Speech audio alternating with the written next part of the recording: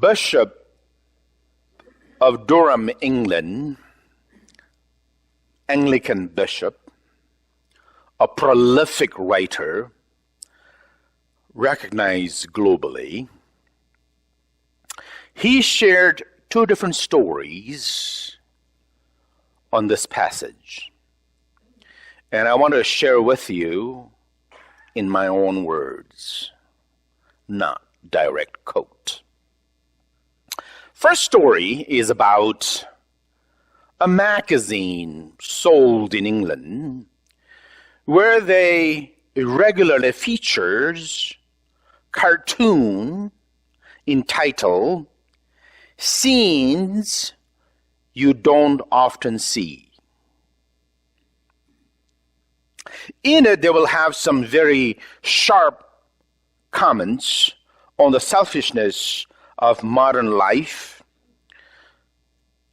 and just, to trigger some awareness that we usually do not pay attention to.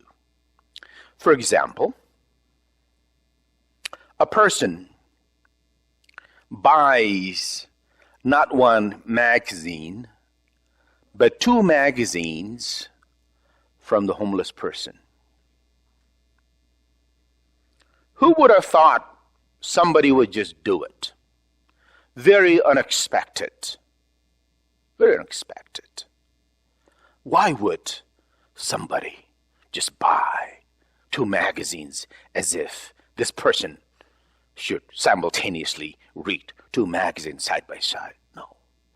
This person was just trying to unburden this homeless person who's trying to sell some magazines so that he or she can have, a couple more dollars or a couple more pounds or maybe go home a little early, right? Just it's a way of helping this person. And then he also talked about the young man who hops into the train and he's listening to this music. And believe it or not, if you have grandchildren or great-grandchildren, how loud they listen to the music, right? Whether it's a cell phone or MP5 or whatever, they listen to the music loud. And so the young man hops into the train and he sat down and immediately he is turning it down. Turning the music down so that he is not bothering anyone sitting by him. Who would have thought that? Right? But somebody mindful and aware of the surrounding and decided to turn the music down so that he is not annoying anyone. Some idly-piddly things that we don't often think about. Doing something good. And it's insignificant in the macro level. Very insignificant. But in the micro level, they were doing something good. Pleasantly shocked people. And people are saying, there is still some humanity that exists in the world. That people are willing to do something small, but do it. It is always better to have a little mission in life than not having one at all. Make sense? It is good to have something little. You get up in the morning and you say, this is what I'm going to do. Not just for me. Because sometimes we are so focused in doing my stuff. We live in a very myopic world. But somebody is deciding to do something else. Second story So those stories come together. Second story is, and he prefaced it saying, this story is real. He said he was in a church, and the pastor was lecturing the congregation about giving, and he wasn't sure where he was going with it. And then the story was not about the congregation was lacking in giving to church, but the pastor found out that the church folks were giving more than they should. Great problems. I wish that happens all the time. This pastor was saying, because he understood the reality of the congregation, and therefore he was thoroughly shocked and surprised to see that people were giving more, and he was kind of a little worried. Now, that has never happened to me.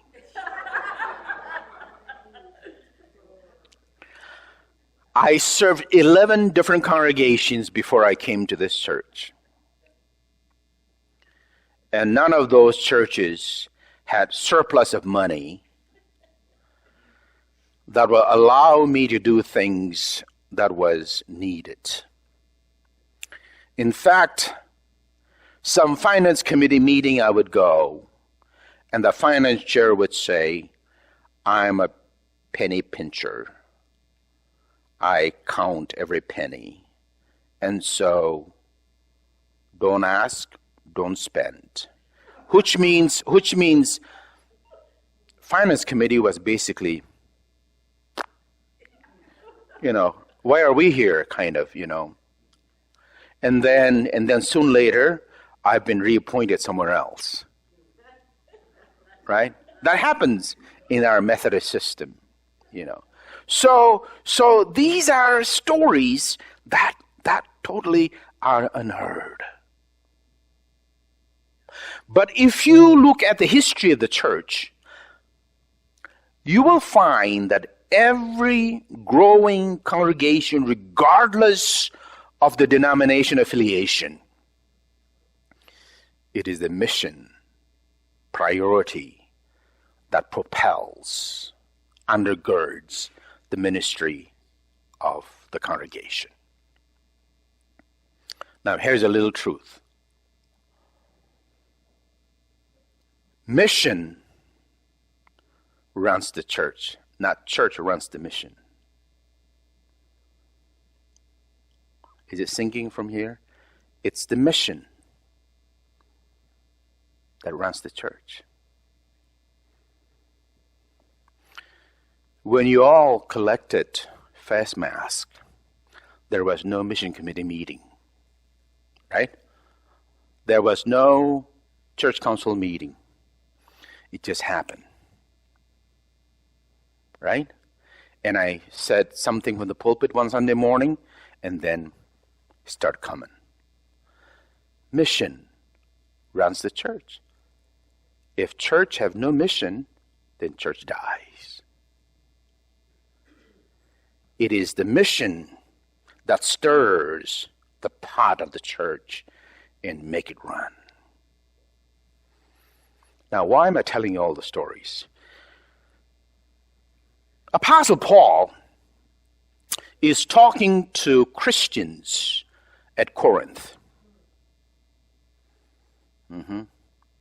Apostle Paul is stirring the pot as well as affirming the congregation for the missional priority they had developed. But in order for me or for you to understand where he's coming from, I need to tell you two different stories. One is from the book of Acts. In fact, both of them are from book of Acts.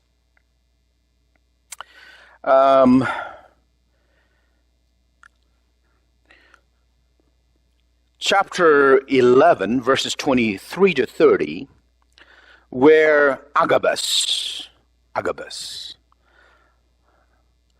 he stood up, inspired by the Holy Spirit of God. He predicted a severe famine to overtake the entire Roman world. And this famine did occur during Claudius' rule. Claudius was the fourth Roman emperor, ruling from AD 41 to 54, a member of the Julio-Claudian dynasty. Claudius was born as Drusus Antonio and Antonio Minor at Ludinum in Roman Gaul, where his father was stationed as a military legate. I'm quoting from Wikipedia. And he was the first Roman emperor to be born outside of Italy. End of quote. So famine did come to Macedonia, Corinthian, that area. And Macedonia was conquered by Roman. And when they conquered Macedonia, they also ransacked whatever the Jewish people had and turned, the Jewish folks that made Jewish people poor. Poverty came upon them. Are you still with me? Macedonia. So some of the cities in Macedonia are like city of Corinth, Achaia, Philippi, Thessalonica, Berea. These are some names that we know. And so they were in poverty. They were economically destitute. And at this time, according to commentators, there were no middle class. There were no middle class. People were basically simply poor. And so Apostle Paul is talking to Christians in Corinth. Now, Corinthian congregation is a Gentile congregation. Now, Gentiles were wealthier than the Jewish people. Because the Rome and the Gentile folks basically took all the wealth away from the Jewish people.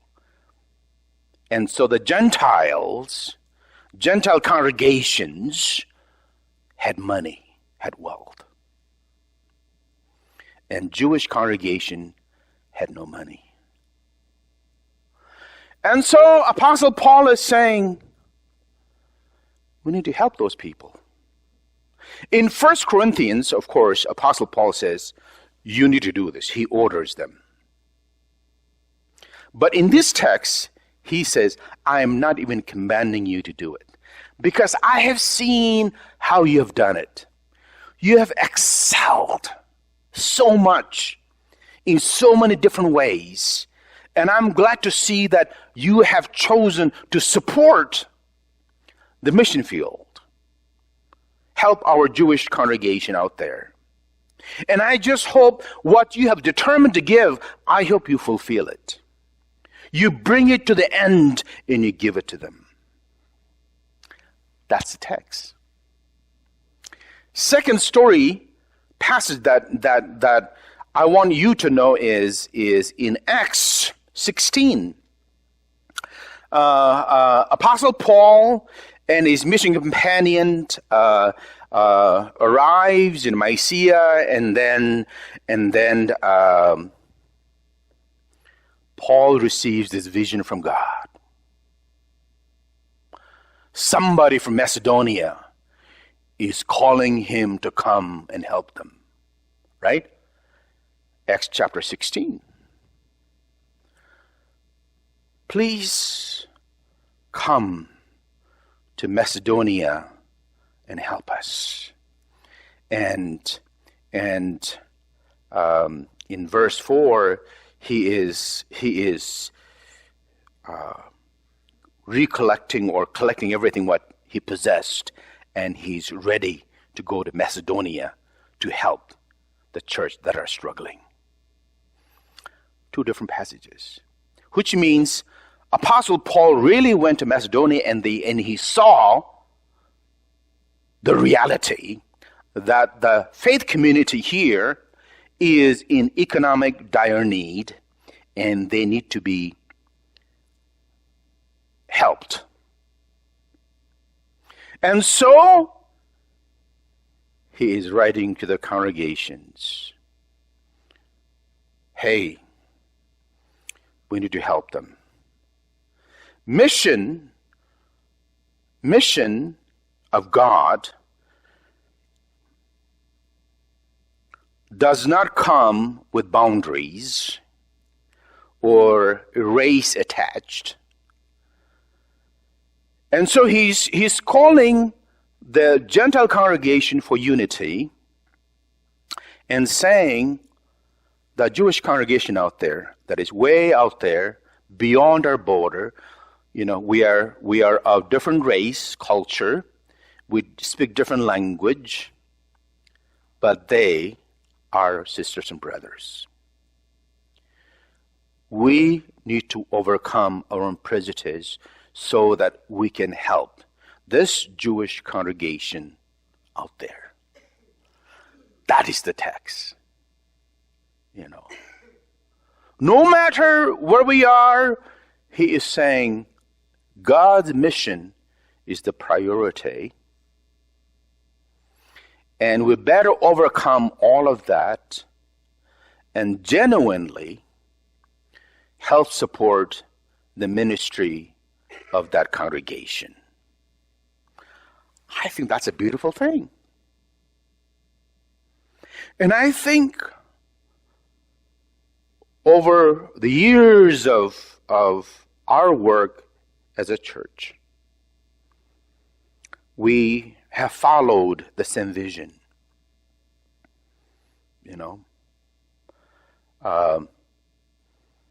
American missionaries went around the world. Even today, in the midst of pandemic,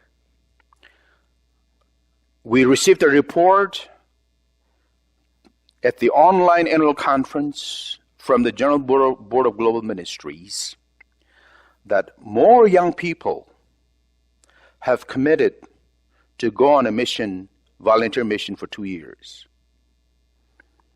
And they are sent wherever General Board of Global Ministries have identified, their work, our work. That's a powerful stuff.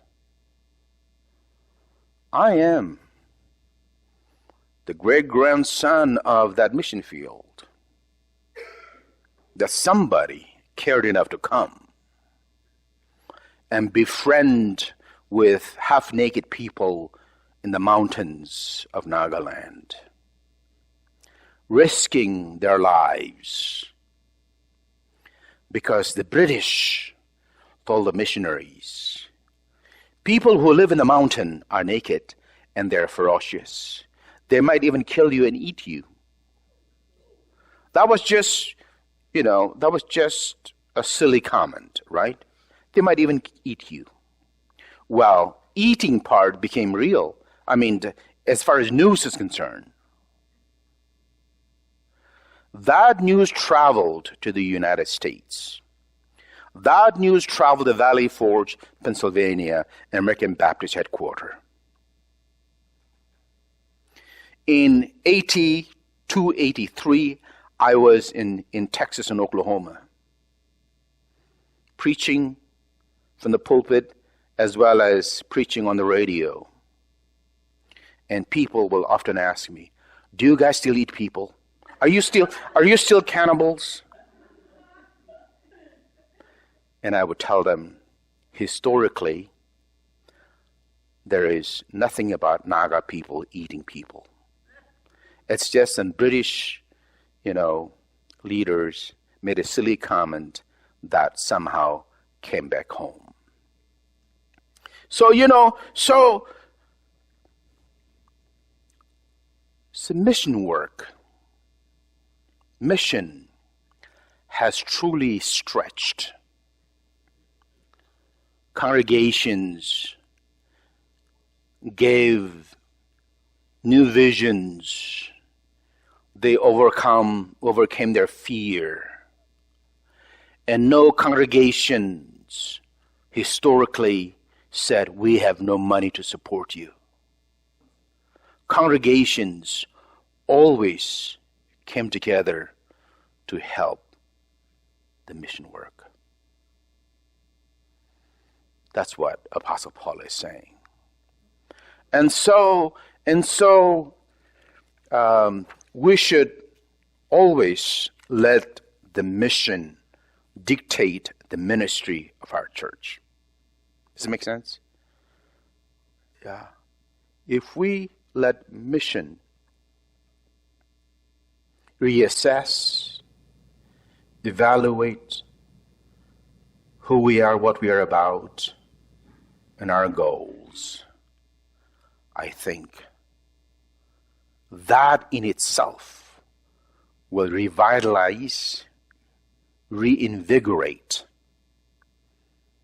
our purpose of being a congregation. Does that make sense? So I just want to pass this message of hope from Apostle Paul, that God has given us a lot, and let us take this opportunity to do what God is stirring within our soul and be obedient to that purpose. Let mission stir us and never give up doing good every single darn day that you and I have. Do it for the Lord. Amen?